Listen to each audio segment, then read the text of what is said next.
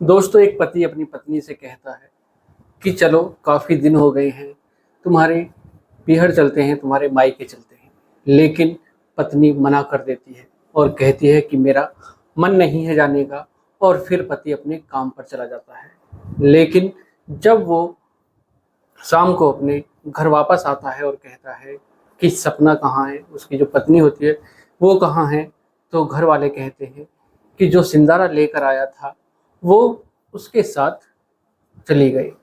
दोस्तों, उसके बाद उसके पति को गुस्सा आता है और फिर एक कत्ल होता है, और वो कत्ल बहुत ही भयानक होता है।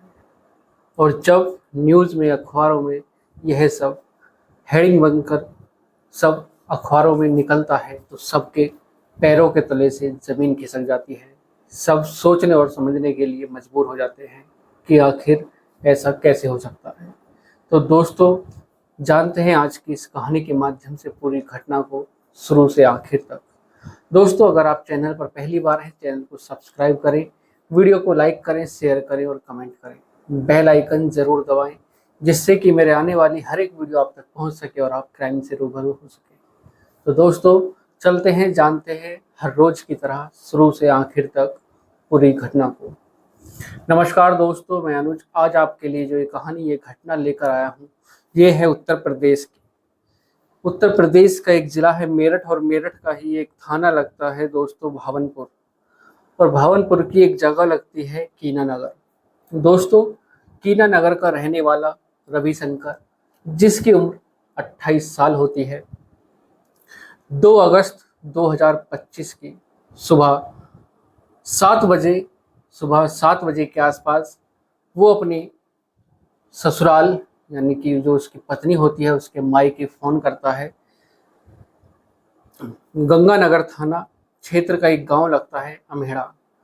दोस्तों, वो अपनी पत्नी के पास फ़ोन करता है और कहता है कि मेरा तुमसे मिलने का मन कर रहा है, और मैंने रात बहुत भयानक सपना देखा, और सपने में तुम बहुत परेशान थी।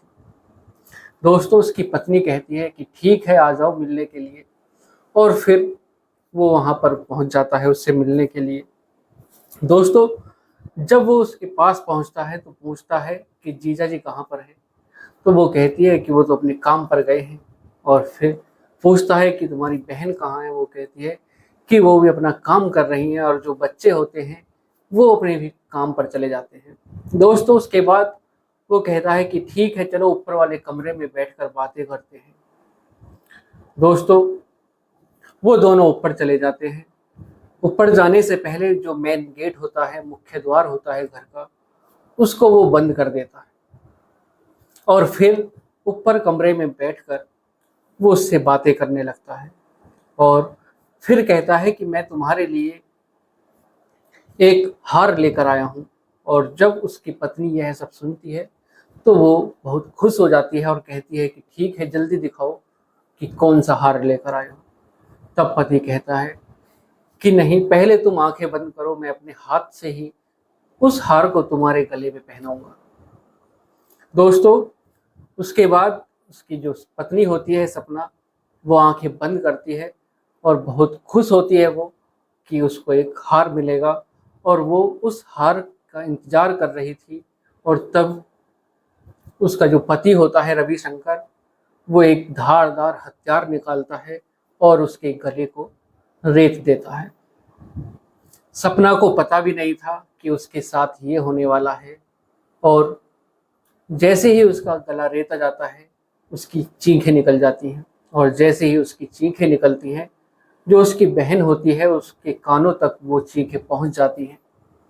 और जब उसकी बहन वहाँ पर दौड़ी दौड़ी आती है, लेकिन जो मुख्य द्वार था, जो गेट था, वो बंद होता है। वो पीटना शुरू कर देती है, बजाती है, खटखटाती है कि सपना गेट खोलो, लेकिन गेट खुल नहीं पाता है। और जो रविशंकर होता है, सपना का पति, वो उसके ऊपर ताबड़तोड़ हमला कर देता है। दोस्तों, उस धारदार हथियार से उसके शरीर पर वो 20 से भी ज़्यादा वार करता है, और जब तक उसकी सांसें रुक नहीं जाती, नब्ज़ थम नहीं जाती, वो सपना के ऊपर ताबड़तोड़ वार करता रहता है। दोस्तों, जब सपना की सांसें रुक जाती हैं और नब्ज थम जाती है। तब रविशंकर पुलिस के पास फोन करता है और कहता है कि साहब, मैंने एक कत्ल किया है, अपनी पत्नी का कत्ल किया है और ये एड्रेस है, तुम यहाँ पर आकर मुझे गिरफ्तार कर लो। दोस्तों उसके बाद तुरंत जैसे ही पुलिस यह सब सुनती है, तुरंत अपने दल बल के साथ घटना स्थल पर पहुंचती है।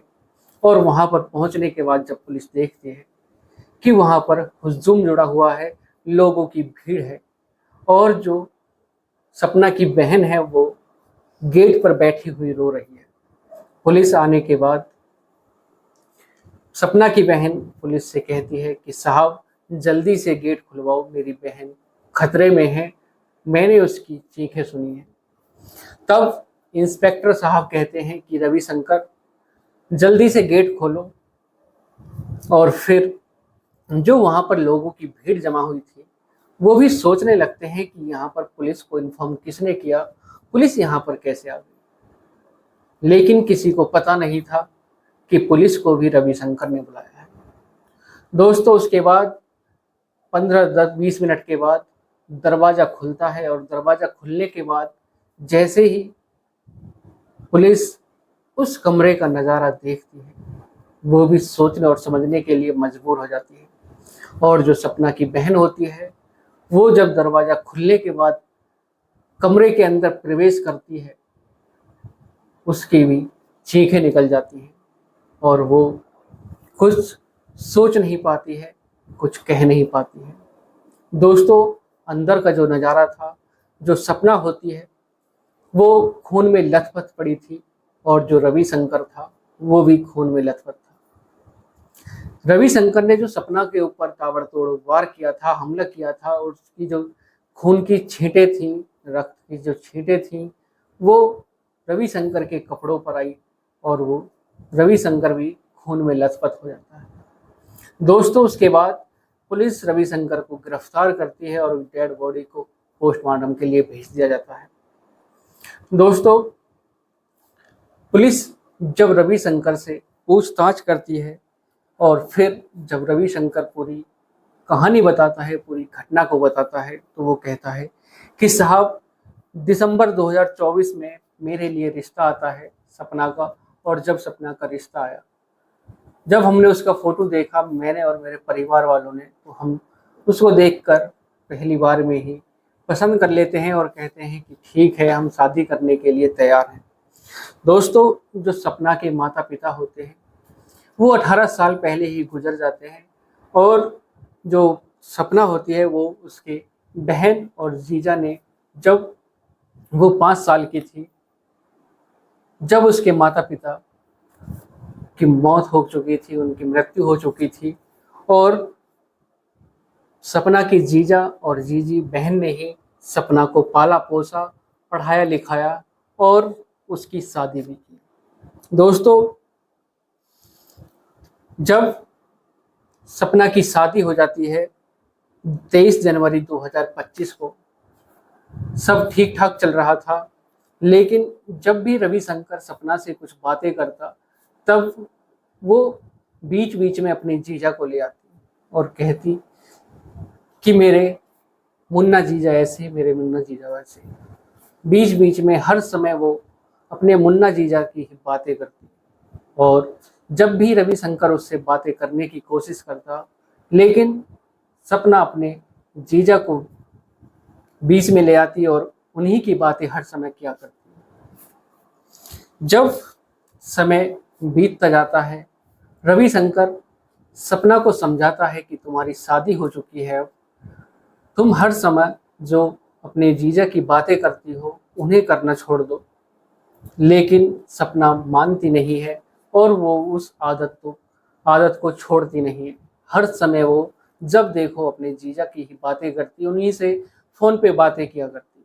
दोस्तों अप्रैल 2025 लगता है और रविशंकर एक फैसला करता है कि मैं अब सपना से दूर होना चाहता हूँ, उससे तलाक लेना चाहता हूँ, डिवोर्स लेना चाहता हूँ।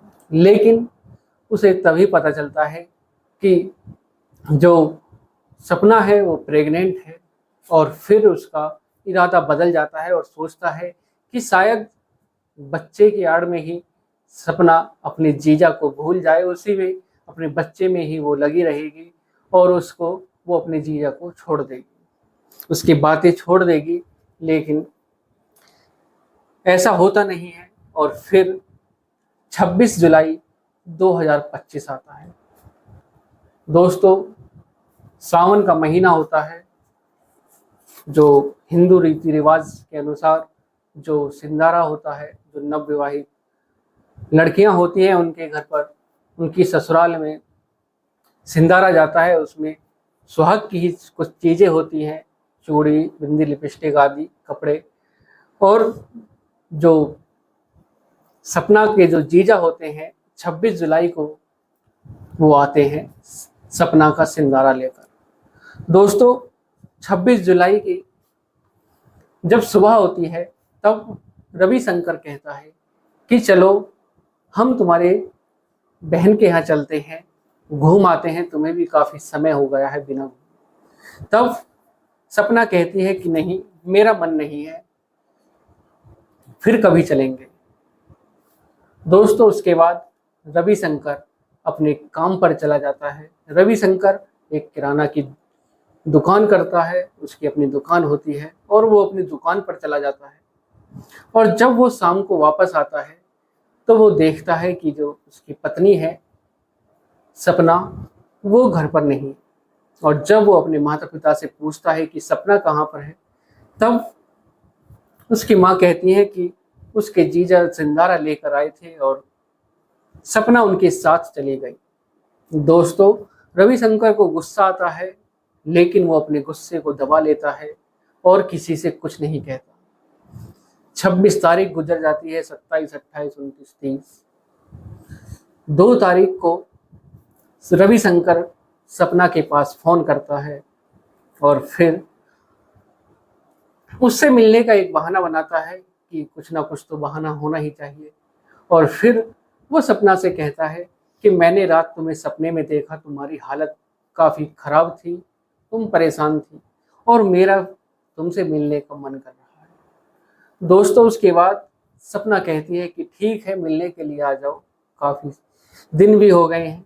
और फिर रविशंकर वहाँ पर पहुँच जाता है और मुख्य द्वार को बंद करके ऊपर कमरे में चले जाते हैं सपना और रवि। और फिर वो उसके ऊपर ताबड़तोड़ धारदार हथियार से ताबड़तोड़ वार कर देता है। दोस्तों,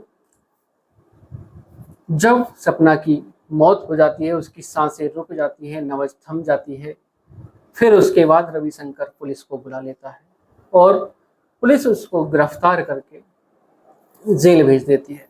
दोस्तों, सपना का जो भाई होता है उसकी तहरीर पर FIR दर्ज होती है पूरे परिवार के नाम, माँ, बाप और जो सपना की जो 2 नंद होती हैं उनके भी। पुलिस रविशंकर को तो पहले ही गिरफ्तार कर चुकी थी और उसके जो परिवार वाले होते हैं उनको। सोनू दहेज का मुकदमा लगाता है और कहता है कि इनकी शुरू से ही दहेज की मांग थी, हमारे माता पिता थे नहीं, जीजा और बहन ने ही हमारी जो सपना की शादी की और जितना उन पर हो सका उन्होंने सब कुछ दिया, लेकिन इनका पेट भरा नहीं और इन्होंने जो जीजा है उस रविशंकर है, उन्होंने सपना की हत्या कर दी। सोनू दहेज का मुकदमा लगाता है। दोस्तों, रविशंकर इस रिश्ते को समझ नहीं पाता या फिर कुछ और बात होती है, इसलिए पुलिस जीजा मुन्ना से बात करती है, उनसे सवाल जवाब करती है और पूछती है कि आखिर बात क्या है। तब मुन्ना जीजा कहता है कि साहब, ऐसी कुछ बात नहीं है, जब सपना 5 वर्ष की थी तब से वो हमारे पास है, मैंने उसको बेटी की तरह पाला पोसा बड़ा किया और उसकी शादी की। लेकिन जो रविशंकर के जो दिमाग में कीड़ा पल रहा था वो इस बात को कभी समझा ही नहीं और वो हमारे रिश्ते को कभी पहचान नहीं पाया और ना ही समझ पाया और उसने इसी गलतफहमी में आकर यह सब कुछ किया। दोस्तों, जो मुन्ना जीजा होते हैं उनको काफ़ी दुख होता है कि अगर रविशंकर उनके रिश्ते को पहचान लेता, समझ जाता, तो सपना आज इस दुनिया में होती।